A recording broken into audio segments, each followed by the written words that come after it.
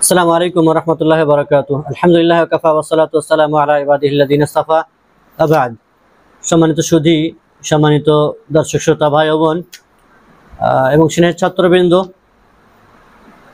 আজকে বিশেষ করে কিতাবুত তাওহীদের যিনি মুসান্নিফ, সম্মানিত লেখক শেখ মোহাম্মদ বিন আব্দুল ওয়াহাব রাহিমাহুল্লাহর সংক্ষিপ্ত জীবনী নিয়ে এবং তার পরিচয়, তার জন্ম ও প্রতিপালন নিয়ে কিছু আলোচনা করব ইনশাআল্লাহুল আজিজ।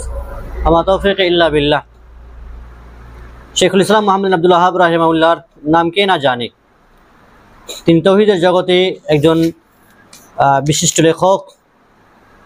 তার পরিচয় সম্পর্কে আমরা অবগত হব ইনশাআল্লাহ। কিতাবুত তাওহীদ বই যিনি লিখেছেন, সেই বই এবং তার জীবনী যা আমাদের জন্য অত্যন্ত গুরুত্বপূর্ণ। তিনি হলেন শেখুল ইসলাম ইমাম মুহাম্মদ বিন আব্দুল ওয়াহাব বিন সুলাইমান বিন আলী বিন মুহাম্মদ আত-তামিমি রাহিমাহুল্লাহ, যিনাকে দ্বীন ইসলামের মুজাদ্দিদ বলা হচ্ছে। এবং তিনি বিশেষ করে যার নাসব কাবিলায় বানি তামিমের দিকে সম্পৃক্ত করা হয়েছে। আর সহিহ বুখারী এবং সহিহ মুসলিমে হযরত আবু হুরায়রা রাদিয়াল্লাহু তাআলা থেকে বর্ণিত রয়েছে, তিনি বলছেন যে আমি বানি তামিমকে তিনটি কারণে ভালোবাসি, যেটি রাসূলুল্লাহ সাল্লাল্লাহু আলাইহি ওয়াসাল্লামকে বলতে শুনেছি। রাসূলুল্লাহ সাল্লাল্লাহু আলাইহি ওয়াসাল্লাম তিনি বলেছেন, হুম আশাদ্দু উম্মতি আলা দাজ্জাল, দাজ্জালের উপরে তারা আমার উম্মতের মধ্যে সবচেয়ে কঠিন হবে। তারপরে কিছু কথা আছে, ক্বাল ওয়া জাআত সাদাকাতুহুম, সাদকা এলো, রাসূলুল্লাহ সাল্লাল্লাহু আলাইহি ওয়াসাল্লাম বললেন এটি আমার কওমের সাদাকাত। আর তারপরে আয়েশা রাদিয়াল্লাহু তাআলার বিষয়ে এলো, একজন বান্দি যার ব্যাপারে বলা হলো আতিকিহা ফা ইন্নাহা মিন ওয়ালাদ ইসমাঈল, কে আজাদ করে দাও, ইসমাঈল আলাইহিস সালাতু ওয়াস সালামের বংশধরদের মধ্যে শামিল, বা তার বংশধরদের মধ্যে এটি হবে। তো তিনি ছিলেন তামিম গোত্রের সাথে অত্যন্ত সম্পর্কিত। তার বিষয় শেখুল ইসলাম মোহাম্মদ বিন আব্দুল ওয়াহাব রাহিমাহুল্লাহ 1115 হিজরিতে তিনি নাজদ অঞ্চলের আল কাসিম এলাকার ওয়াইনা শহরে জন্মগ্রহণ করেছিলেন এবং শৈশবে বাল্যকালে তিনি তার স্বীয় পিতার কাছেই প্রতিপালিত হন। তার পিতা, চাচা এবং দাদা সহ পরিবারের অনেকেই সেই সময় বিজ্ঞ আলেম ছিলেন। তার পিতার ব্যাপারে বলা হয়েছে আব্দুল ওয়াহাব রাহিমাহুল্লাহ তিনি ফকিহ ছিলেন, কাজী ছিলেন এবং তিনি শৈশবকালেই তার পিতার কাছ থেকে কোরআন কারীম হিফজ করেছিলেন যখন তার বয়স মাত্র 10 বছর। এবং তার পিতার কাছ থেকে তিনি অনেক বিষয়ে দার্স গ্রহণ করেছিলেন, বিশেষ করে ফিকহ হাম্বলিতে, তাফসীর, হাদিস এবং আকীদার গ্রন্থগুলি তিনি তার পিতার কাছ থেকে শিখেছিলেন। তার পিতা অত্যন্ত বিচক্ষণ ব্যক্তি ছিলেন, ফতোয়া দান করতেন, বিচার কার্য চালাতেন। শৈশবকালে তিনি বিশেষভাবে তার পিতার কাছ থেকেই প্রভাবিত হয়েছিলেন। শেখের তীক্ষ্ণ মেধা এবং তার প্রাথমিক শিক্ষা, শেখ রাহিমাহুল্লাহ ওয়াইনাতে পিতা সহ স্বীয় পরিবারের আলেমদের কাছ থেকে প্রাথমিক শিক্ষা তিনি গ্রহণ করেন এবং তার স্মৃতিশক্তি ছিল অত্যন্ত প্রখর, বুঝ শক্তি ছিল খুবই তীক্ষ্ণ এবং চিন্তা শক্তি ছিল তার খুবই গভীর। এ কারণে তিনি অল্প বয়সে ইলম অর্জনের প্রতি আগ্রহী হয়ে উঠেছিলেন এবং শৈশবকালে তিনি সুদৃঢ় ঈমান ও দ্বীন পালনের প্রতি বিশেষ যত্নবান ছিলেন। ছোটবেলাতেই তাফসীর, হাদিস, বিজ্ঞ আলেমদের কিতাবগুলো প্রচুর অধ্যয়ন করেছিলেন এবং বিশেষ করে বিভিন্ন প্রকারের কুসংস্কার মুক্ত পরিবেশ থেকে, পাপাচার থেকে, বিকৃত শিক্ষা ব্যবস্থা থেকে তিনি এড়িয়েছিলেন। শেখুল ইসলাম মোহাম্মদ বিন আব্দুল ওয়াহাব রাহিমাহুল্লাহ তিনি আবেগপ্রবণ হয়ে যেতেন শেখুল ইসলাম ইমাম ইবনে তাইমিয়া রাহিমাহুল্লাহর বইগুলি পড়ার সময়ে এবং ইমাম ইবনুল কাইয়িম আল জাওযী রাহিমাহুল্লাহর বইগুলি পড়ার সময়ে তিনি অত্যন্ত আবেগতাড়িত হয়ে যেতেন, তাদের বইগুলি অধ্যয়ন করতেন খুব বেশি করে। এবং শেখ রাহিমাহুল্লাহ তিনি বাইতুল হারামে গিয়েছিলেন হজ করার জন্য এবং সেখানে মক্কা মদিনাতে বেশ কিছু উলামায়ে কেরামের কাছ থেকে তিনি ইলম হাসিল করেছিলেন। তাদের সাথে সাক্ষাৎ করে শেখের যে সমস্ত শিক্ষক বিশেষ করে উল্লেখযোগ্য যাদের কাছ থেকে তিনি দার্স গ্রহণ করেছেন, ইলম গ্রহণ করেছেন, তার মধ্যে শেখ আব্দুল্লাহ বিন ইব্রাহিম আল সাইফ রয়েছেন, শেখুল মুহাদ্দিস মুহাম্মদ হায়াত আস-সিন্দি রয়েছেন। এছাড়াও অনেক উলামায়ে কেরাম যারা হারমাইনে রয়েছেন তাদের কাছ থেকে ইলম হাসিল করেছিলেন। অনুরূপভাবে শেখ মুহাম্মদ আল মাজমুঈ তার শিক্ষক ছিলেন। শেখের যুগে আরব উপদ্বীপের যে অবস্থা ছিল সেই সময় নাজদ এবং তার আশেপাশের যে অঞ্চল সেগুলিতে ব্যাপক আকারে শিরক, বিদআত এবং কুসংস্কার ছড়িয়ে পড়ে। জাহিলিয়াতের যুগের সকল প্রকার শিরক যেন সেখানে নতুন করে প্রবেশ করে এবং ঘাঁটি গেড়ে বসে। গাছ পাথর কবর ওলিয়া উলিয়াদের মাজার এবং সেগুলিতে ইবাদতের চর্চা হয়ে যায়। এই দৃশ্য সিনগুলো দেখে তিনি গভীরভাবে মর্মাহত হন এবং এই অবস্থা পরিবর্তনের জন্য একটি পরিকল্পনা তিনি গ্রহণ করেন। শেখের চরিত্রিক যে বিষয়গুলি গুণাবলী, তার আমানতদারিতা, তার সত্যবাদিতা, মানুষের প্রতি দয়া অনুগ্রহ, দানশীলতা, ধৈর্যশীলতা, দূরদর্শিতা এবং আরও অনেক চারিত্রিক দিক থেকে তিনি উন্নত এবং বিরল একজন ব্যক্তিত্ব ছিলেন। এবং তিনি খুবই শিক্ষার্থীদের জন্য বিশেষ করে খুব নম্র এবং বিনয়ী ছিলেন। ভিক্ষুক ও অভাবীদের জন্য প্রয়োজন পূরণে তাদের বিশেষ তৎপর ছিলেন। তার বিরোধীরা তার বিরুদ্ধে কঠোরতা, অজ্ঞতা এবং দিন পালনের ক্ষেত্রে দুর্বলতা ইত্যাদি অভিযোগ করে থাকে, কিন্তু শেখ রাহমাহুল্লাহ এগুলো থেকে সম্পূর্ণ মুক্ত ছিলেন, বিপরীত ছিলেন তিনি। উচ্চশিক্ষা ভ্রমণের জন্য তিনি যেমনটি আলোচনা করলাম, তিনি মক্কাতে মদিনাতে গেছেন হজ করার সূত্রে, সেখানে উলামায়ে কেরামদের কাছ থেকে তিনি ইলম হাসিল করেছেন।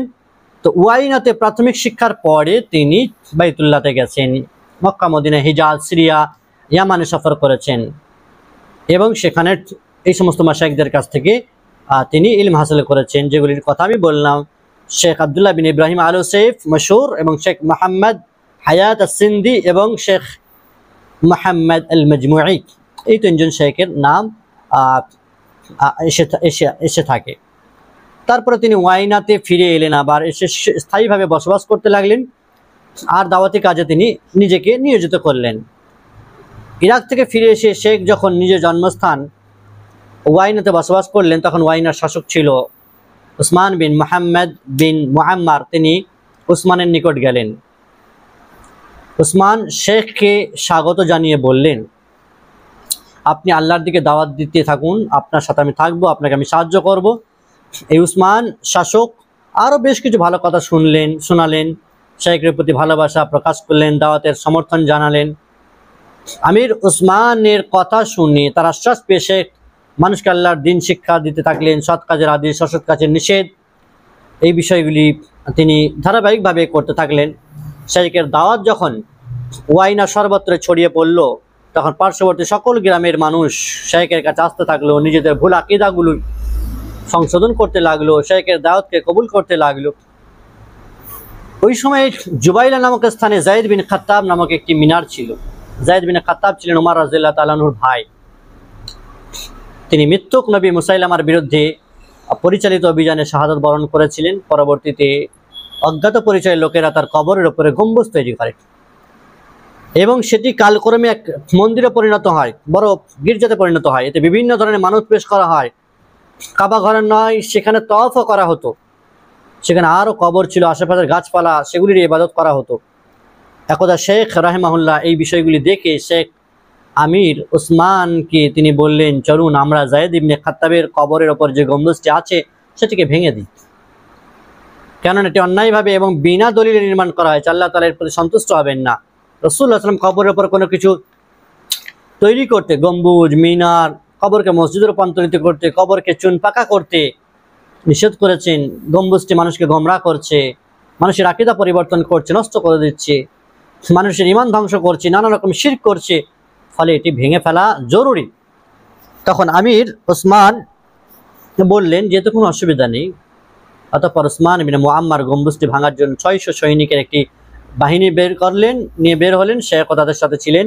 উসমানের এই বাহিনী যখন জুবাইলার নিকটবর্তী হলো, তখন জুবাইলার অধিবাসীরা জানতে পারলো যে যায়েদ বিন খাত্তাবের মিনারের ওপর যে গম্বুজটি আছে সেটি একদল লোক এসে ভাঙার জন্য চেষ্টা করছে। তারা গম্বুজটিকে রক্ষা করার জন্য বের হলো, ওই জুবাইলা আর মানুষের অধিবাসীরা। কিন্তু আমির উসমান এবং তার সৈনিককে দেখে তারা ফিরে গেল। উসমানের সৈনিকেরা গম্বুজটিকে ভেঙে দিল। শেখের প্রচেষ্টায় এই এত বড় একটি গম্বুজ, যেটি মাজার আর কবর আর ওপরে তৈরি হয়েছিল, সেটি আলহামদুলিল্লাহ সেটি ভাঙা হলো। শিরকের যে একটি আস্তানা চালু হয়েছিল সেটি চিরতরে বিলুপ্ত হলো। আল্লাহ তাআলা শেখের মাধ্যমে এই শিরকের উৎখাত করলেন।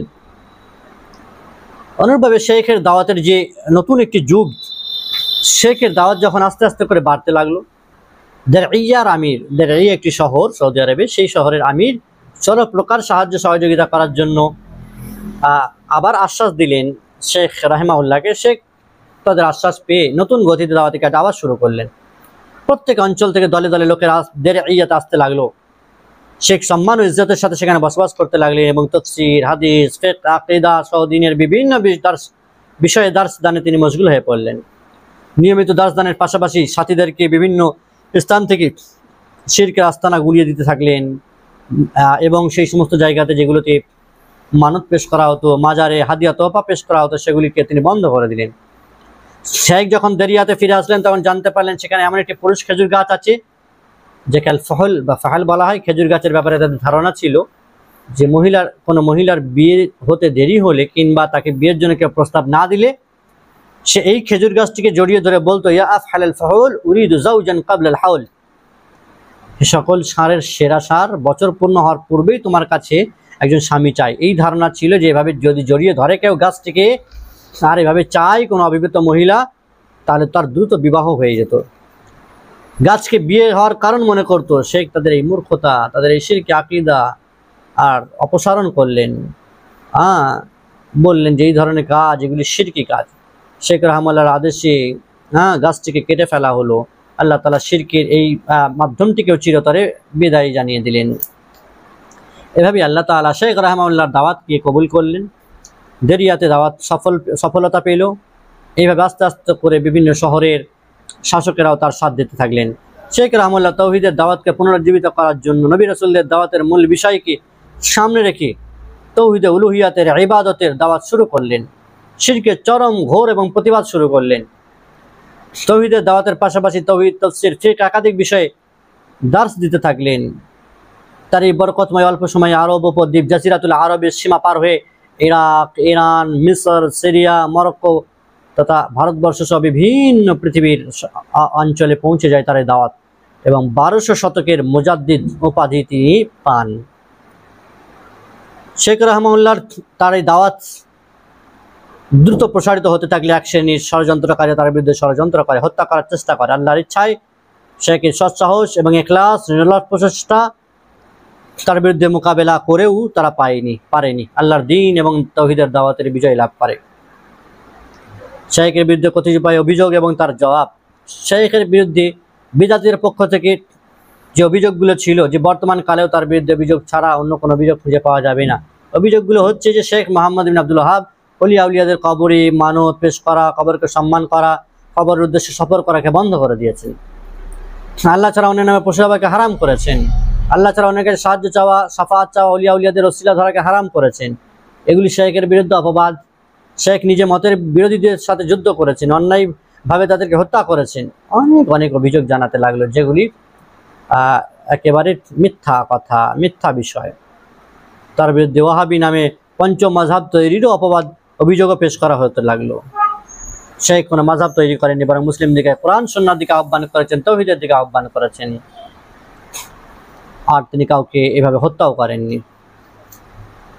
শেখ রহমাল্লাহ দাওয়াতের যে ফলাফল, সেটি হচ্ছে আরব উপঅঞ্চল থেকে শুরু করে পৃথিবীর বিভিন্ন দেশে দাওয়াতটি তার প্রচার প্রসার এবং সেটি সুপরিচিত লাভ করে। আল্লাহ তাআলা তার দাওয়াতকে কবুল করেন। তার এই বরকতময় সফরকে আল্লাহ তাআলা কবুল করেন। কোরআন সুন্নাহর এই আকীদা, শিরক বিদআতের বিরুদ্ধে প্রতিবাদের এই বিষয়গুলি আল্লাহ তাআলা কবুল করেছেন। শেখের যেমন উস্তাদে কেরাম রয়েছেন, শিক্ষক মণ্ডলী রয়েছেন, ঠিক তেমনি তার বেশ কিছু ছাত্র রয়েছেন যারা শেখের কাছ থেকে তাওহীদ এবং দ্বীনের অন্যান্য বিষয়ে জ্ঞান অর্জন করেছিলেন। তাদের মধ্যে শেখের 4 ছেলে হাসান, আব্দুল্লাহ, আলী এবং ইব্রাহিম, তাদের প্রত্যেকে ইসলামী শরীয়তের বিভিন্ন বিষয়ে তার জ্ঞান অর্জন করেছিলেন। এবং শেখের নাতি শেখ আব্দুর রহমান বিন হাসান, তিনিও শেখের কাছ থেকে ইলম হাসিল করেছেন। শেখ আহমদ বিন নাসির বিন উসমান, তিনিও ইলম হাসিল করেছেন শেখের কাছ থেকে। শেখের বেশ কিছু উল্লেখযোগ্য গ্রন্থ রয়েছে, উল্লেখযোগ্য বই রয়েছে, তিনি তার জীবদ্দশাতে সেগুলি তিনি লিখেছেন। যেমন কিতাবুত তাওহীদ, যে বইটি আমরা পড়তে চলেছি, কিতাবুত তাওহীদ, যেটি তার জীবনের প্রথম বই এবং সর্বাধিক আকীদার জগতে সবচেয়ে বিশুদ্ধ বই এবং সবচেয়ে প্রসিদ্ধ বই। এছাড়াও রয়েছে শেখের বই, সেটি হচ্ছে উসুলুস সালাসা, 3টি মূলনীতি, কাশফুশ শুবহাত, সংশয় নিরসন একটি বই রয়েছে, উসুলুল ঈমান রয়েছে শেখের, মাসাইলুল জাহেলিয়া রয়েছে, মুখতাসার সিরাত ইবনে হিশাম রয়েছে, মুখতাসার জাদুল মুআদ রয়েছে এবং মুখতাসার সিরাতুর রাসূল সাল্লাল্লাহু আলাইহি সাল্লাম রয়েছে। এছাড়াও অনেক বই রয়েছে শেখের, যা তিনি উল্লেখযোগ্য খিদমত তিনি করে গেছেন। শেখের মৃত্যু, শেখ 1206 হিজরি, যিনি জুলকাদ মাসের শেষ তারিখ, 91 বছর বয়সে শেখ দেরিয়াতে মৃত্যুবরণ করেন। শেখ মেহমুল্লাহ 91 বছর বয়সে তিনি দুনিয়া ছেড়ে চলে যান এবং তিনি সারাটি জীবন তৌহিদের প্রচার এবং শিরক, খরাফাত, বিদআত এর বিরুদ্ধে প্রতিবাদ করেই গেলেন। আল্লাহ রাব্বুল ইজ্জত তার এই দাওয়াতকে যেন কবুল করেন, তার এই প্রচেষ্টা, মেহনত, তৌহিদকে পৃথিবীতে উদ্ভাসিত করার জন্য তার যে মানে নেক তামান্নার প্রচেষ্টা ছিল, আল্লাহ তাআলা তিনি যেন সেগুলোকে কবুল করেন এবং আমাদেরকে আল্লাহ তাআলা যেন শেখের এই লিখিত গ্রন্থগুলি থেকে উপকৃত হওয়ার তৌফিক দান করেন, তার জীবনী থেকে আমাদেরকে উপকৃত হওয়ার তৌফিক দান করেন, তার জীবনীকে সম্মুখে রেখে আমাদেরকেও তৌহিদের জগতে নিজেকে বিলীন করে দেওয়ার তৌফিক দান করেন। শিরক ও বিদআত থেকে সরে থাকা এবং তৌহিদের দাওয়াত, শিরক ও বিদআত থেকে দূরে সরে থাকার দাওয়াত যেন জনসমাজে করার তৌফিক দান করেন। আমিন। সাল্লাল্লাহু আলা নবিয়িনা মুহাম্মদ ওয়া আলা আলিহি ওয়া সাহবিহি আজমাইন। আসসালামু আলাইকুম ওয়া রাহমাতুল্লাহি ওয়া বারাকাতুহু।